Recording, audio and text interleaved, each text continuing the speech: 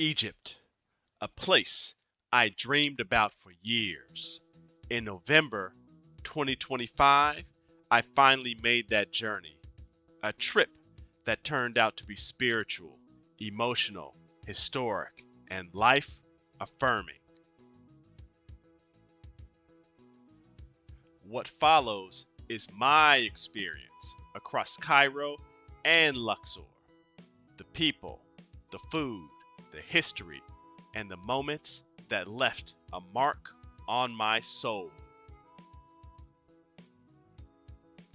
I left Newark on November 22nd at noon and landed in Cairo early the next morning. Egypt Air surprised me. The flight was smooth, the food was good, and it wasn't cramped, especially for a person like myself with long legs. By 8 a.m., I was in Zamalek, walking in the early morning air, grabbing breakfast by the water before checking into my hotel. The first day, we were blessed and were invited to dinner by one of my colleagues from American University of Cairo.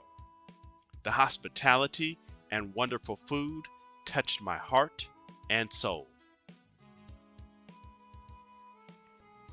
The next day, we visited Saqqara, the beginning of Egypt's pyramid age. Saqqara was Egypt's very first pyramid, built over 4,600 years ago for Pharaoh Djoser and designed by Imhotep, one of the world's earliest known architects. Walking through Saqqara felt like walking into the foundation of civilization itself. A few facts about Saqqara is first, Saqqara contains 16 royal pyramids and hundreds of tombs. Second, Imhotep later became worshipped as a god of wisdom and medicine. Next was Memphis, once the capital of ancient Egypt. Though the modern city has grown over it, the artifacts remain spectacular. Facts about Memphis. Memphis was founded around 3100 BCE by King Menes. That is over 5,000 years ago. It was Egypt's political center for more than 3,000 years. Next, we visited the Great Pyramids of Giza and the Sphinx. The Great Pyramid, built with 2.3 million limestone blocks, stood as the tallest human-made structure for nearly 3,800 years. Facts about the Great Pyramid is that the pyramid's alignment with the cardinal directions is accurate to within 0.1 degrees. Each block weighs between 2 and 30 tons. The Sphinx, it captivated me, knowing that Malcolm X, Louis Armstrong, Muhammad Ali, Denzel, and Spike Lee, and more recently, Mike Tyson, once stood here. I felt part of a lineage, and standing before it was a blessing from God. The next day, we visited the Grand Egyptian Museum, newly opened on November 1st, 2025. It took 20 years and $1.2 billion to build. A few facts about the Grand Egyptian Museum is that at 5.2 million square feet, it is the largest archaeological museum in the world. And second, it houses over 100,000 artifacts. Seeing King Tut's gold, the coffins, the burial chambers, it was overwhelming.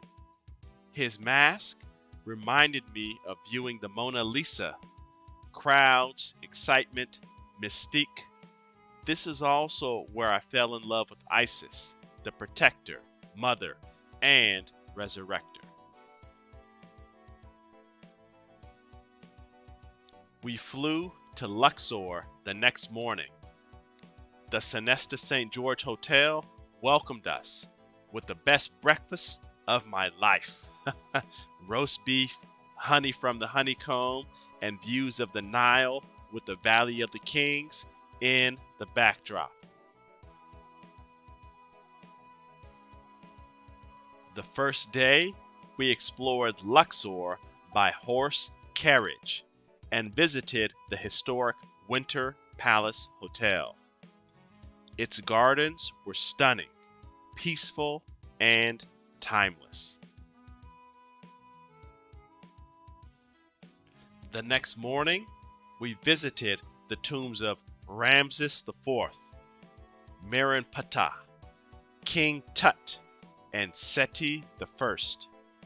Each tomb was a masterpiece, but I must say, King Tut's tomb gave me a feeling I fully can't explain.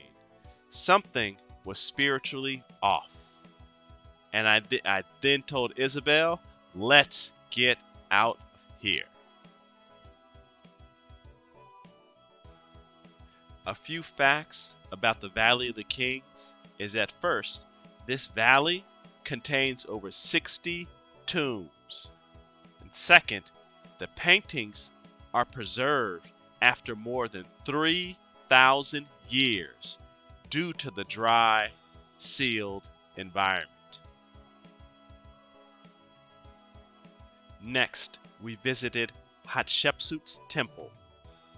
Hatshepsut ruled for 27 years and built a stunning terraced temple facing Luxor, unlike the hidden tombs of the male pharaohs. A few interesting facts about Hatshepsut is that first she led the trade expedition to Punt, bringing back incense, gold, and exotic plants. Second, her temple influenced later Greek and Roman architectural forms. The Luxor Temple was the final stop this day. It's a sacred site expanding across hundreds of years. You see Ramses II, King Tut, and even Alexander the Great represented here.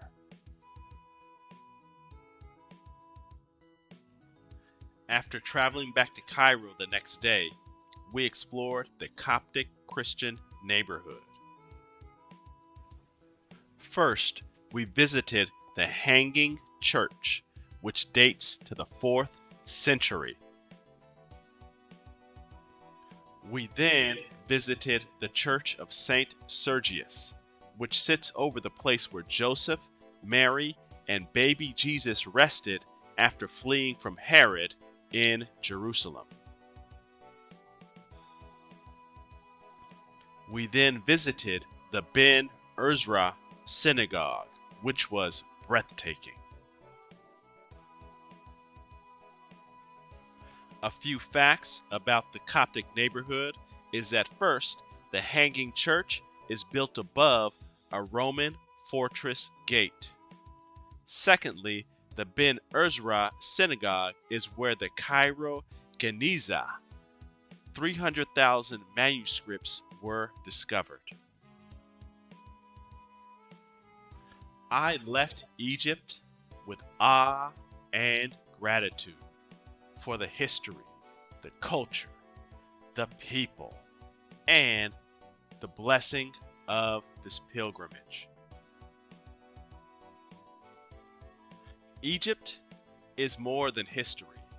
It is a reminder of human possibility, of what faith, creativity, and community can create across thousands of years.